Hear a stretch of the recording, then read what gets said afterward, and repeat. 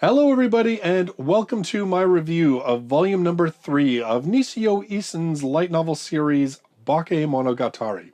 Now in Japan this one didn't exist. It was actually part of volume number 2. Volume 2 had 3 stories. In English they decided to split these up into 3 separate volumes, the longest story getting its own, Tsubasa Cat. Now the cynic in me would say that this was a blatant cash grab, but having now read all 3 volumes, I really do think it was the best decision. Not just in terms of it would have made volume 2 a fairly large beast, but there's also a very different feel to this story. Throughout volumes 1 and 2, we have heard about Golden Week and about how class president among class presidents, Hanakawa had a run-in with a cat. And so when we get to this story, and it's Tsubasa Cat, my first inclination was that this was going to be the story of what happened in Golden Week. I mean, remember, bouncing back and forth time-wise, it's not really an odd thing with Nisio Isin. In fact, in Japan, after Bakemonogatari released, Kitsu, which is the tale of how all of this started, was released. So I kind of thought we would do that, but we don't. In fact, this is a continuation. It's a progression forward. But this story is dealing with sort of the fallout and the continued fallout of those events of Golden Week. But this works really well for me because what it does is that this volume allows, because we are continuing with Araragi and his developing relationships with these characters that he's met over these last couple volumes, this volume feels so much more like a emotionally satisfying and characters evolving type volume. As much as I enjoyed volumes number 1 and 2, I discussed about the fact that it felt at times that the plot really was non-existent, that it served only to provide a reason for characters to talk to each other. And I'm not going to say that this is a really plot-heavy, intense type story. There is lots and lots of that witty dialogue that if you love it, you're going to be very happy. But it feels like in this one, we are privy to a lot more life-altering moments. We have Araragi and Senjogahara going out on their first date. We have, of course, Araragi helping with this whole thing with Hanakawa and the cat situation.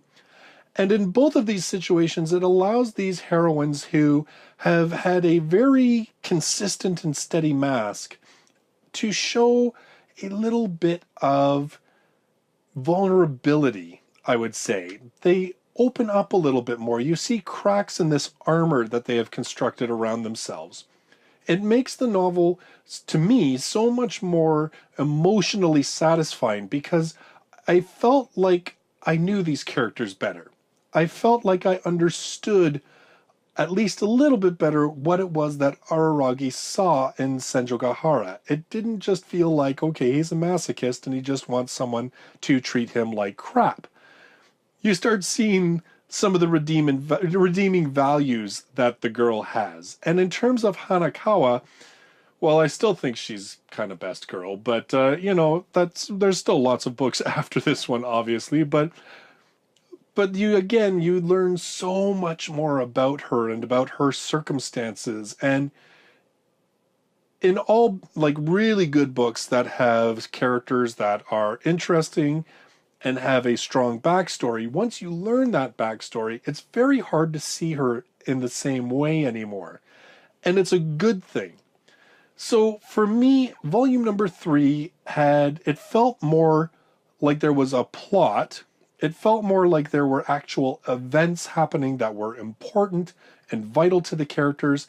And it had a much more satisfying emotional part of it in terms of learning more about who these people really are, learning more about why they've sort of oriented themselves around Araragi, and even getting sort of, I would say, even a little bit deeper into him and his thoughts on all of these people and how he feels about them and how they are increasingly becoming important to him, especially considering that when we started this series, he was pretty much a friendless loser. So all in all, volume number 3 is my favorite of the 3. It is my favorite story of all 5, if we're going to talk about it in that way. And without a doubt, it is. It's just because it has that very, very emotional core to it. I felt like when I was reading this book, it's hard to say, like when I finished this book, it felt to me like this really felt like a personal story.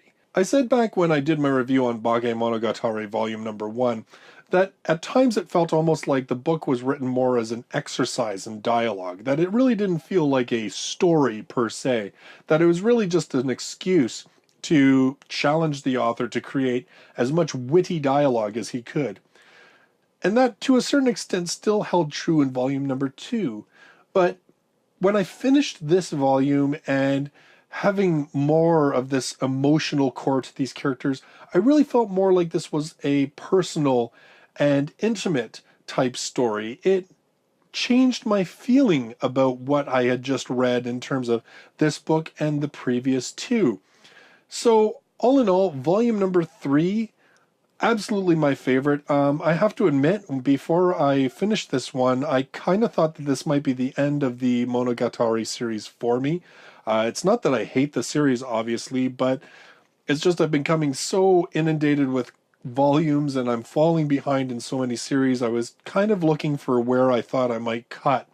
And I figured that since it's Bake is now done, I figured, well, that's probably a good spot. But I enjoyed this volume. I enjoyed this story. And where it leaves off, it just makes me very excited to see what will happen next, because it does leave in a way that suggests going forward things could be very different than what we have seen in Bakemonogatari.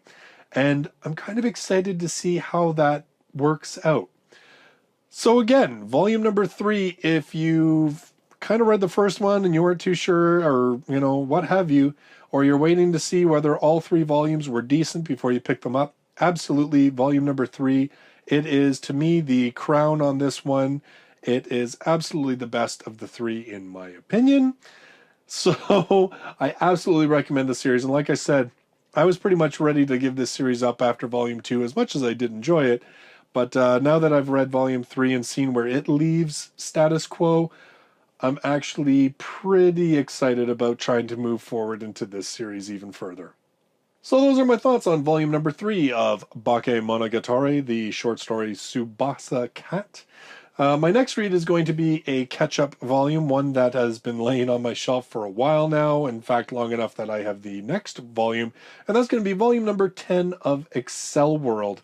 This is the short story volume. I think that's one of the reasons I've been kind of putting it off, especially because the short stories are not set in timeline with the rest of the story. They're just sort of side stories from earlier storylines. I think the other thing is that I read a lot of these like on breaks at work and stuff, and showing up at work with a cover with 3 young girls in skimpy bathing suits, yeah, people just ask you a lot of questions you're not too sure how to answer, right?